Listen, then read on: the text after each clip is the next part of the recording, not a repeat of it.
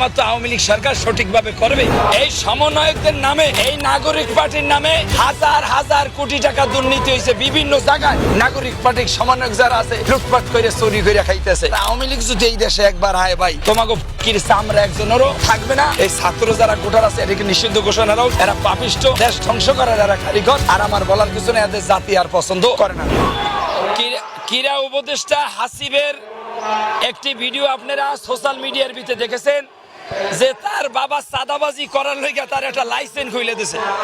ছেলে অনুমতি দিছে বাবারে সাদাবাজি করার লইগা লাইসেন্স করে দিছে। ক্রীড়া উপদেষ্টা হাসিব মাহবুব, তুমি ভালো হয়ে যাও। তোমার ব্যাপারে, তোমার বাবার ব্যাপারে হাজার হাজার শত শত কোটি টাকার দুর্নীতির আভাস পাওয়া গেছে। এটা আমি বলি না, বাংলাদেশের জনগণ বলে।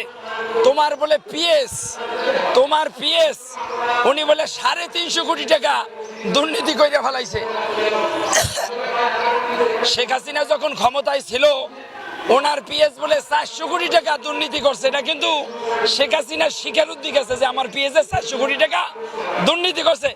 আমি হাসিব মাহবুবে বলবো, তোমার পিএস যে 350 কোটি টাকা চুরি করছে, লুটপাট করছে, সেটা তুমি জাতির সামনে স্বীকার যাও যে আমার পিএস 350 কোটি টাকা দুর্নীতি করছে। যে আর আমার বাবাই সাদাবাজি করার জন্য আমি একটা লাইসেন্স করে দিছি, ডেট লাইসেন্স করে দিছি। আপনারা জানেন এই সমন্বয়কদের নামে, এই নাগরিক পার্টির নামে হাজার হাজার কোটি টাকা দুর্নীতি হয়েছে বিভিন্ন জায়গায়, বিভিন্ন স্টপিজে, বিভিন্ন কোম্পানিতে, বিভিন্ন চ্যানেল, এমনকি বাংলাদেশের বিভিন্ন সাংবাদিকেরও হাসিব মাহবুব, হাসানাত আব্দুল্লাহ ঠের দিছে বাংলাদেশের সাংবাদিকও যে আমাদের অপপ্রচার যে করবে, আওয়ামী লীগের যে অপপ্রচার করবে, যে প্রচার করবে, এই সাংবাদিক মিডিয়া উনি নাকি ঘুরেই দেব। আমি এই যে হাসিব মাহবুব, এই যে সারজিয়াদ আলম, এই যে হাসানাত, এই যে মাহফুজ, এই যে আপনার হাসিদ নজরুল ভাই, তোমাকে একটা কথা বলি, তোমরা যেই নির্বাচন করো, খালি এই ঢাকা শহর নির্বাচন করো, এই ফেসবুক আর ইউটিউব গরম করে কোনো লাভ নাই। বাংলাদেশে তোমাদের একটা বড় নাই। আর বারবার খালি শুনি আওয়ামী লীগ নিষিদ্ধ, আওয়ামী লীগ নিষিদ্ধ, ছাত্রলীগ নিষিদ্ধ, ছাত্রলীগ নিষিদ্ধ।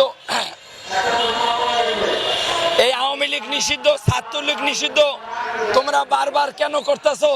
এখানে একটা পয়েন্ট আছে।